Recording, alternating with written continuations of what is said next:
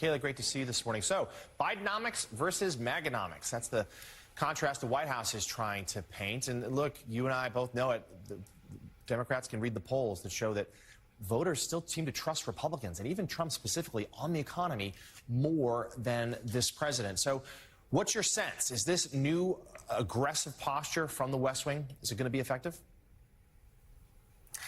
I think specifically on this term, Maganomics, that we saw rolled out for the first time yesterday, it's too early to know yet whether it's going to be effective. We just don't have those polling numbers yet.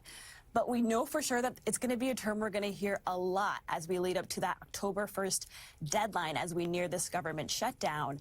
And something that Anita Dunn, that's the senior advisor to President Biden, did just yesterday is she sent out a memo to congressional Democrats and allies of the White House basically explaining what Maganomics is and basically getting everyone on the same page as they approach these very contentious budget talks in the coming weeks about how they want to message specifically about Republican policies. The things that they highlighted: raising taxes on the wealthy, also raising the retirement age for Social Security, lowering costs for Medicare and Medicaid.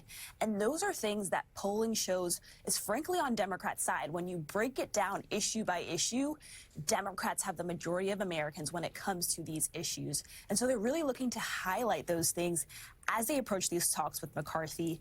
But something that's still a struggle for Biden is he still has problems getting people to understand his own economic policy, which is, of course, Bidenomics. Polls show that at least half of Americans associated with high inflation, some people associated with tax increases, which the Biden administration has not done on Americans making less than $400,000 a year. So they're still having problems making that case to Americans. But one thing's for sure, we're going to hear both of these terms a lot more, and they feel like repetition is going to be on their side.